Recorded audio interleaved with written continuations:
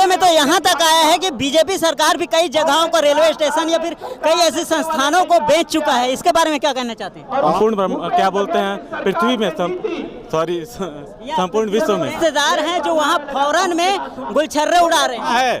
हर चीज को भटका के, अटका के, लटका के रखती है। जैसे कि काला धन, वो काला धन लाने वाले थे, ला पाए क्या? चाहे वो गरीब हो, अरे एक ड्रीम प्रोजेक्ट नरुआ घुरुआ बारी का हो सोखर संगवारी। दोस्तों यहाँ पे कई सारे लोग यहाँ पे इकट्ठा हुए हैं, कहा जाए तो पूरे प्रदेश भर के लोग यहाँ पे इकट्ठा हुए हैं, जिसमें से यहाँ किसान से संबंधित कुछ लोग बात करने के लिए यहाँ पे इकट्ठा हुए हैं। सर, आप कुछ कहना चाहते हैं? जी, क्या है, चुनावी घोषणा पत्र में जो कांग्रेस ने भी किए थे 2 साल का बकाया बोनस देंगे कह के, वो आज तक कभी नहीं मिला है। धान का जो 2500 रुपये की बात करते हैं इन लोग, हमको 2460 रुपये के हिसाब से हमको दाम मिल रहा है। समर्थन मूल्य के अधिक जो बोनस राशि है वो आज भी 2500 रुपये नहीं हुआ है। इस तरह से ये भूपेश बघेल सरकार हम किसानों के साथ ठगी कर रही है। ठगी साथ ही 2500 रुपये महीना बेरोजगारों को बेरोजगारी भत्ता देने की बात कही गई थी, वो भी 1 रुपया आज तक किसी को बेरोजगारों को रोजगार नहीं मिला है। ये जो सरकार है ठीक, और गांव को ऐसे बना दिए हैं कि हर घर शराब बिक रहा है। ये भूपेश सरकार इतना निकम्मी है कि हर युवा को शराब पिलाना चाहते हैं। ये दलदल में ढकेलना चाहते हैं युवाओं को, हर घर शराब मुहैया करा रहे हैं और इनके अधिकारी कर्मचारी इतना पैसा कमा रहे हैं जिसका कमीशन सीधा दिल्ली तक जा रहा है। और सरकार का कमीशन, शराब का कमीशन।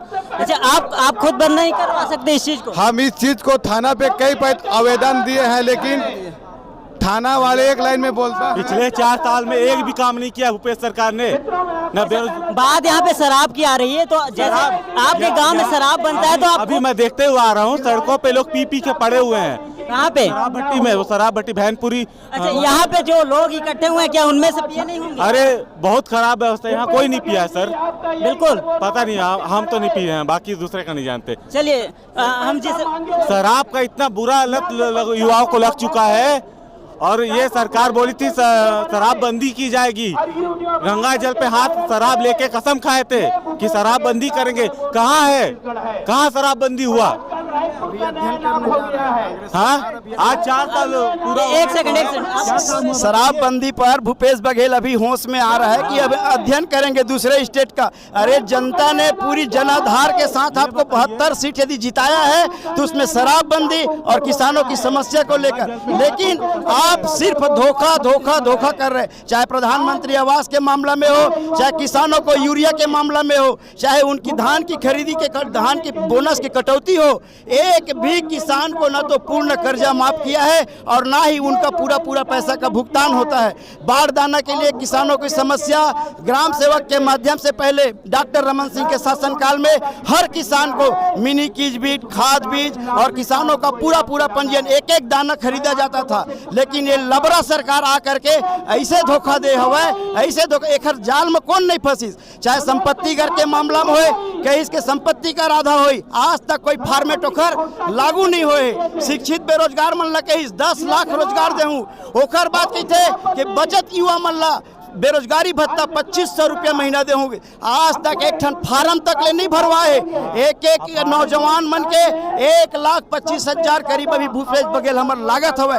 आज हमला जेताए लाए हवन, यदि तय आज कान खोल के सुन ले, यदि हमार बेरोजगार मन के हक ला दे, गरीब मन के हक ला दे।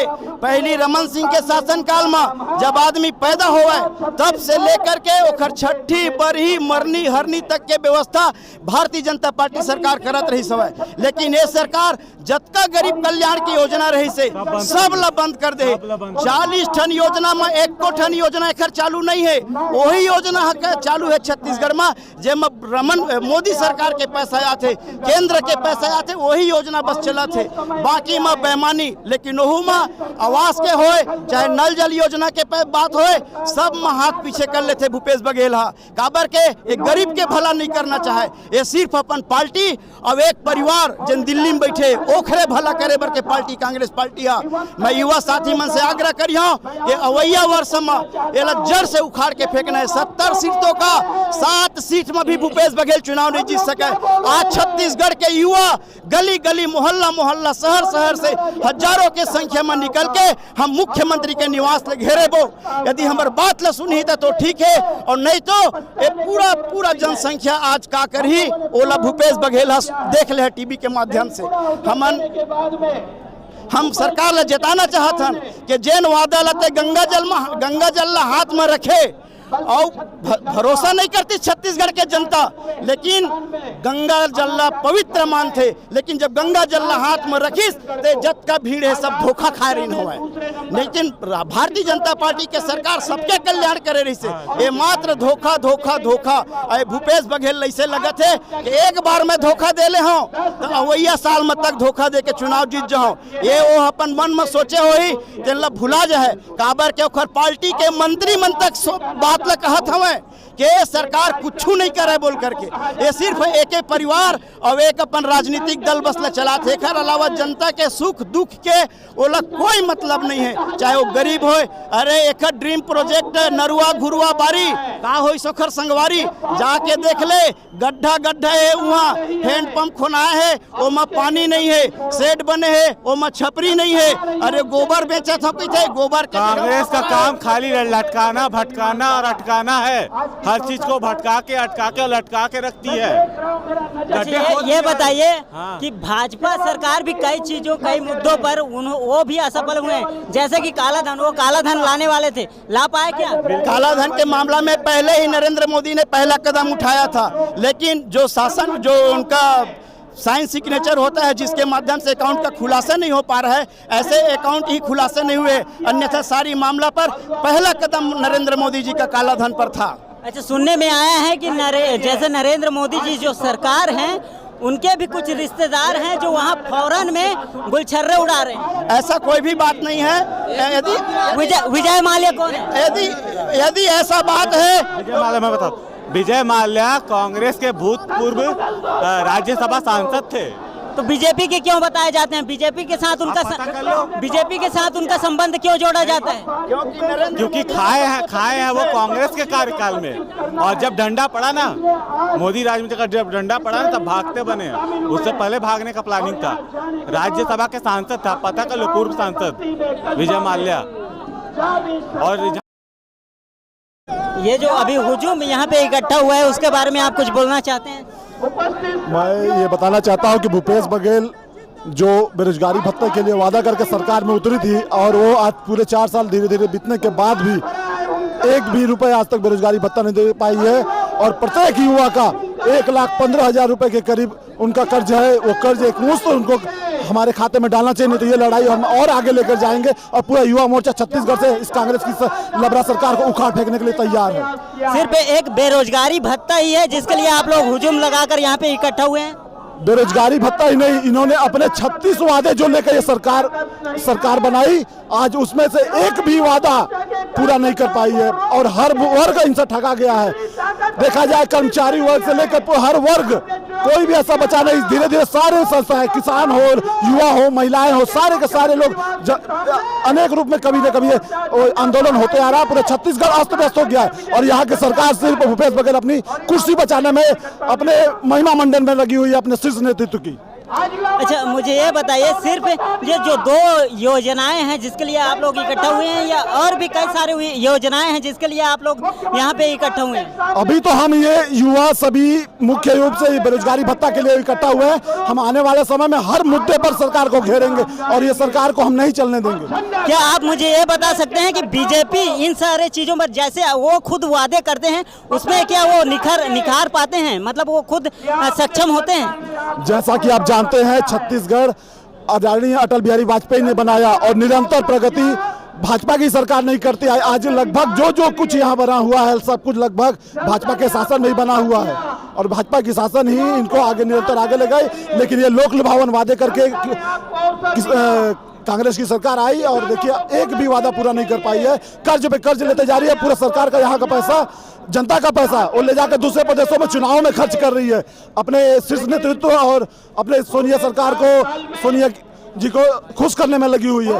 अच्छा, सुनने में तो यहाँ तक आया है कि बीजेपी सरकार भी कई जगहों को, रेलवे स्टेशन या फिर कई ऐसे संस्थानों को बेच चुका है। इसके बारे में क्या कहना चाहते हैं? आपको बताना चाहिए उसको बेचा नहीं गया है, ये इन्वेस्टमेंट को बढ़ावा देने के लिए बेचना इसको नहीं कहते हैं। ये पहले से भी होते आया है और ये सिर्फ बरगलाने के लिए, जनता को भ्रमित करने के लिए ऐसा बोल रहे हैं। कोई बेचा नहीं है। अच्छा, बेचा नहीं है तो क्या है? इसको लीज में दिया जाता है प्राइवेट कंपनियों को। जैसे जो कंपनियां ठेके में चल रही है सरकारी, उनको प्राइवेट कंपनियों को 2-4 साल के लिए लीज में दे देना। इसे बेचना नहीं कहते सर जी। इसे बेचना बिल्कुल नहीं कहते हैं। आदरणीय मोदी जी बहुत अच्छा काम कर रहे हैं, देश के विकास कर रही है, हमारी सेना को मजबूत कर रही है। अच्छा, जो इस चीज को बेचना कह रहे हैं उनके लिए प्रकाश डालिए जरा सा। ये तो मनमोहन सिंह के कार्यकाल में भी होता आया है। कई कोयले के सेक्टर उस समय लीज में दे दिए गए हैं प्राइवेट कंपनियों को। खाली नरेंद्र मोदी को एक वो किया जाता है, टारगेट किया जाता है सर। आदरणीय मोदी जी हमारे परम पूजनीय नेता है और सबसे क्या बोलते हैं सबसे ज्यादा प्रसिद्ध नेता है इस भारत में नहीं, संपूर्ण दुनिया में, संपूर्ण विश्व, संपूर्ण क्या बोलते हैं पृथ्वी में, सॉरी संपूर्ण विश्व में, हाँ संपूर्ण विश्व में भी प्रधानमंत्री मोदी जी को फॉलो करते हैं लोग, कई देश के प्रधानमंत्री भी। अच्छा, आपका नाम क्या है सर? अभिषेक दास गुप्ता। कहाँ से हैं आप? हल्दीवाड़ी चिरमिरी, जिला कोरिया, छत्तीसगढ़। जी, धन्यवाद सर। जी। कांग्रेस पार्टी मुर्दाबाद, कांग्रेस पार्टी मुर्दाबाद, मुर्दाबाद, मुर्दाबाद, भूपेश बघेल मुर्दाबाद, मुर्दाबाद, मुर्दाबाद, भूपेश तेरी तानाशाही नहीं चलेगी, नहीं चलेगी। कांग्रेस पार्टी मुर्दाबाद, मुर्दाबाद, मुर्दाबाद, कांग्रेस पार्टी मुर्दाबाद, मुर्दाबाद, मुर्दाबाद। छत्तीसगढ़ में क्या है?